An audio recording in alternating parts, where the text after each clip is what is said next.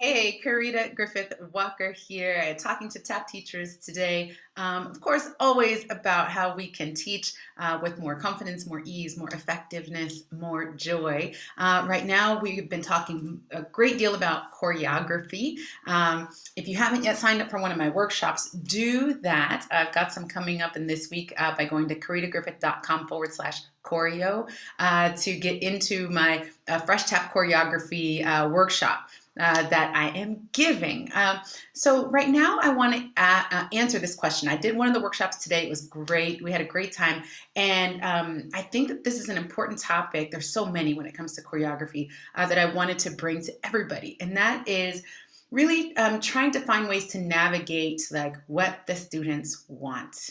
Right. And I'm going to say this more about children than about adults, but people may have this experience with adults as well. But there's kids and their parents that want to dance fast and they want tricks. All they care about is dancing fast. All they care about is tricks. And so it's like, how do I? So you find people so often saying, "Where's the latest trick step? Where can I get some more trick steps? Where are the trick steps?" And I need that part of things to keep them engaged because the students keep asking for it.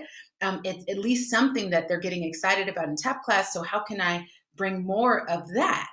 Right. And so I understand it from that vantage point because, even though they're kids, we're still in the business of keeping our customers happy and making sure that they feel fulfilled with what they're learning with us, right?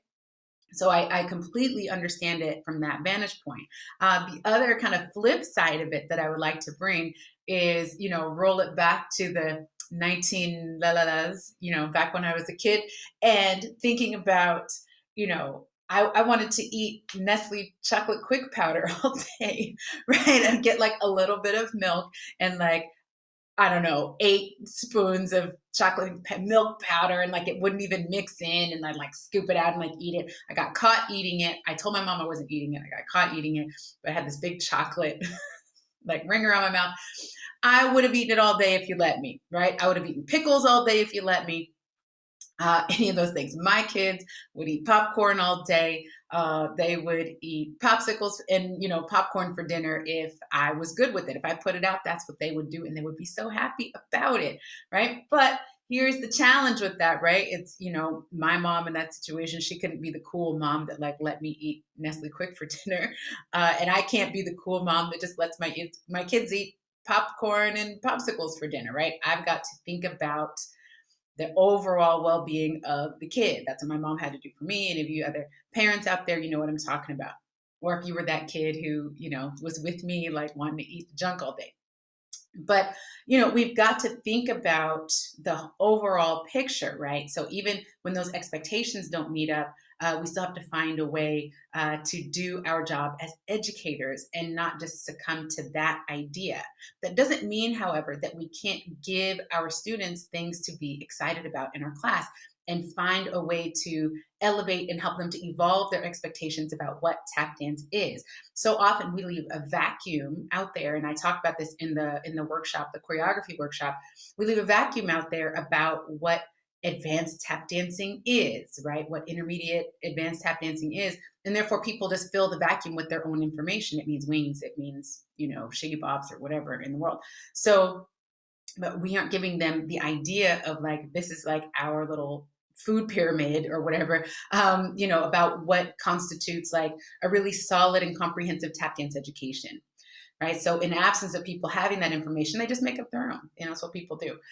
So obviously, I don't think there's anything wrong with popcorn. I love popcorn. My kids love it, and there's nothing wrong with popsicles. But I have to give them the rest of it. I've got to give them the vegetables. I got to give them the fruits, and and so in tap dance, we're talking about the musicality, the rhythm. That's what this dance form is all about. About really executing quality technique that expresses those rhythms and grooves in such beautiful ways. And so, yes, those things are like the nutrition of tap dance, like the vegetables and the fruits of tap dance. But also, when you teach your kids to, dance with great grooves and they're able to create cool beats, it's kind of like the gooeyest, mac and cheese. I say that sometimes. It's like the gooeyest, tastiest mac and cheese on the plate. So tap dance isn't just about like eating your vegetables. Like sometimes people talk about ballet that way. It's like, you want to do all this, you got to eat your vegetables. But I still think that there's parts of it that you can help get the students excited about, whether it's ballet class, here we're talking about tap class, where you get them excited about the technique, getting them excited about the musicality.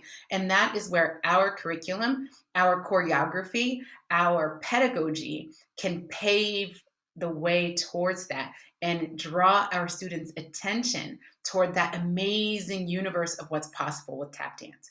Right now, they only know what they believe. They only know what they've been limited to on social media or on TV, or even the limited messaging that we've given them about what tap dance is. If we get really excited when somebody gets their wings, then that's what they get excited about. And so we've kind of low-key accidentally given this message that the tricks are where it's at, right? So there's so many different ways that can play out, or you have parents who kind of give them that idea. So I just want for us to continue to think about and be willing to create, develop, use choreography, create and develop curriculum and pedagogy that will draw our students' attention towards these other exciting aspects of tap dance, the foundational aspects of tap dance. It's about creating rhythm and music and using beautiful technique and fantastic technique that serves that purpose. Yes, so that is where we can, believe it or not, we can get students excited about that, right? So they don't just stick to that. Can they still have the popsicle? Sure, you can still have the popsicle, but we're still gonna have the rest of it. And I think that's one of these ways where we can really create a win-win in our classes. I'm big on that, I've talked about that before, that we can have both of those things. Our students can be excited and happy about class, and they can be excited about the educational aspects, all those things that we're bringing to class without us turning into like party clowns, or just caving and giving into, okay, they want more tricks, I got to give them more tricks. They want more tricks, I got to give them more tricks. They just want to dance fast, okay, let's just beat it up. And they're not really getting the rest of it. Right, and they're missing out on all the amazing goodness that there is for them to learn and feed off of in tap dance. Not just for their education and their tap shoes, but for our students that are taking the other styles. It also is an amazing addition and is of amazing service to the other dance styles as well. I've worked with studio owners who require tap dance because the understanding of musicality with those students is night and day. When they get into jazz class, when they get into ballet, etc., they're like, oh, it's night and day. So it's like anybody who's competing has to take tap because they know that it helps them to understand musicality. That's what that studio owner, for example, is expecting that they're getting in that class, and not just like how to jump up and do something wild, right?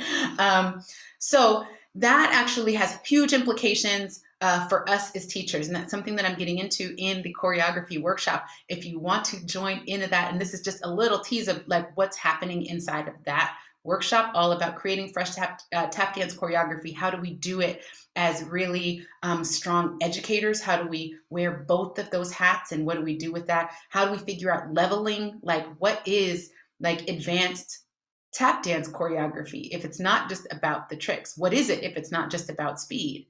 Right? And there are people who are struggling with that clarity, that are kind of like going, well, I'm doing beginner stuff, basic steps, I'm doing intermediate stuff that's like doing the steps faster, and then I'm like adding trick steps, and that's kind of what makes it advanced. But there's so much more to that, and there's a lot of limits to that really basic framework, and you can keep hitting walls with that, and that's why the trick steps just feel like they're never enough, right? It just feels like they need a new one, they need a new one, they want a new one.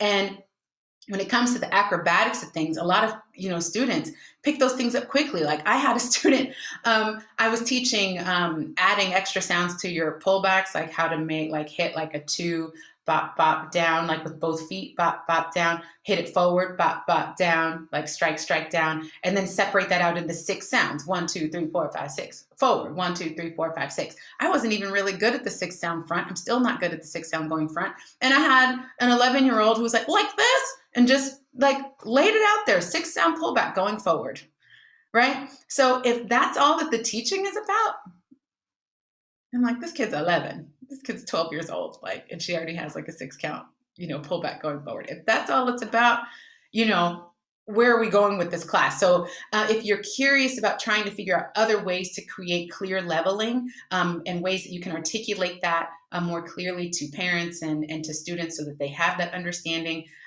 so that they're not just begging you for more and more tricks, and that's what makes tap dance cool, then check out this workshop. You can sign up at karitagriffith.com/choreo. That's karitagriffith.com/choreo to jump in. Don't miss it. It is the only time this year that I am doing this workshop. So even if you're not into choreo mode fully yet, jump in now because I'm not doing this one again this year. So jump on in, and I hope to see you there. And jump into the comments and let me know what you think about this one. All right, have a great day.